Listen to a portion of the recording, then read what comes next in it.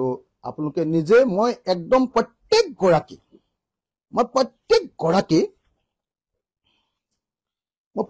গৰাকী বিজেপিৰ কৰ্মীক এই দুখন ফটো চাব লাগিব এই দুখন ফটো চাওক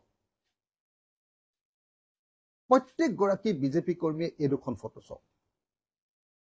আপোনালোকৰ ঘৰকিটা এবাৰ মনত পেলাওক এটো কিন্তু জয়ন্ত মল্ল বৰুৱাৰ থকা ঘৰ নহয় দেই থকা ঘৰটো মজা এটো হোটেল বনাইছে 3 তাৰকাযুক্ত 3 ষ্টাৰ 3 তাৰকাযুক্ত হোটেল বনাইছে 161 বিঘা মাটি এতিয়ালৈকে মই হিচাপ দিছো তাৰ পিছত আৰু দিম 161 বিঘা মাটি কিনি লৈছে আৰু আপোনালোকে কি কৰিছে আপোনালোকে 1250 টকাৰ কাৰণে হামৰাও কাহা বুলি কয় হামৰাও কাহিছে দিবনে নিদিয়ে বিজেপিৰ দালাল গিটাই আপোনালোকক দিবনে নিদিয়ে এনেকুৱা কৰি আছে গতিকে মই আপোনালোকক আৰু মই আকৌ এবাৰ দেখুৱাই দিও যে পট্টাখনো দেখুৱাই দিও কোনোবাই ক'ব পাৰে যে না ই এনে মুখে এনে মিছা কথা কৈ থাকে এবলি ক'ব পাৰে পট্টাখনো আকৌ এবাৰ দেখুৱাই দিছো জয়ন্ত মল্ল বৰুৱাৰ হোটেলৰ মাটিৰ পট্টাখন হোটেলখন দেখুৱাই দিলো আৰু মই আজি আপোনালোকক অনুৰোধ কৰিম বেয়া নাপাই যদি আপোনালোকক সকলো সংবাদ মাধ্যমক অনুৰোধ কৰিম প্লিজ আপোনালোকে সকলোৱে গৈ আজি দিছপুৰৰ সেই কেএফসি থকা এই হোটেলখন তাত গৈ এটা লাইভ কৰে যেন অসমৰ সকলো মানুহে যাতে দেখে ভিতৰটো আপোনালোকে মইতো কালি চাই আহিছো আপোনালোকে ভিতৰটো চাই আহিব পাৰিব একদম কি লেভেলৰ হোটেল বনাই আছে আপোনালোকে চাই আহিব পাৰিব আৰু কেএফসিত একাপ কফিও খাই আহিব পাৰিব অৱশ্যে আমাৰ সাংবাদিকসকলৰ যিটো দৰমহা সেইটো পাৰে কেনে নোৱাৰে মই নাজানো কিন্তু মন্ত্ৰীয়ে তেনেকুৱা ধৰণৰ ডাঙৰ হোটেল বনাইছে তাত যিখন হোটেলত আমি থাকিবগে নোৱাৰিম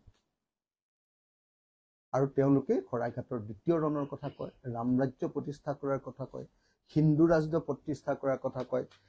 দুৰ্নীতি দেখিলে বাঘৰ দৰে জপিয়াই পৰাৰ কথা কয় দুৰ্নীতিমুক্ত অসম গঠনৰ কথা কয়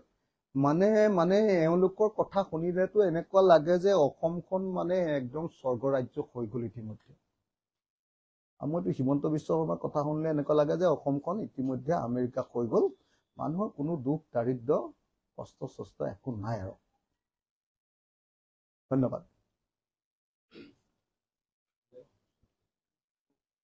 মুখ্যমন্ত্ৰীয়ে মাষ্টৰে কৈছিলে যে যেতিয়া ৰাজ্যৰ কথা হতে যে ভৱিষ্যতত তেওঁলোকৰ এমএলএ বোৰ কেনেকৈ চলিব বুলি কৈছিলে ৰাজ্যৰ কথা হতে এই সকল মন্ত্ৰী এতিয়া মই মুখ্যমন্ত্ৰীক এটা কথা কওঁ মুখ্যমন্ত্ৰীয়ে যে কৈছে যে এতিয়া মন্ত্ৰী আছে মন্ত্ৰী গলে কেনেকৈ চলিব মই মুখ্যমন্ত্ৰীক এটা কথা কওঁ এতিয়া খেতিয়ক হৈ যেনে তেনে কষ্ট কৰি হাল বাই আছে বুঢ়া হলে কেনেকৈ চলিব ৰোৱনী গৰাকী বয়স হলে কেনেকৈ চলিব শ্ৰমিকজন যিজনে আপোনাৰ ঘৰত 250 টকা বা 500 টকাত কাম কৰে আপোনাৰ একদম দালানটো ওপৰত উলমি ৰং কৰি দিয়ে উলমি আপোনাৰ 5 মহলীয়া দালানটো সেই মানুহজন বয়স হলে কেনেকৈ চলিব অংগনবাদী কৰ্মীবিলাক বয়স হলে কেনেকৈ চলিব আমিতো এমএলএ বিলাকে পেনশন পাম বুধহয় আজিৰ দিনটোত আমাৰ পেনশন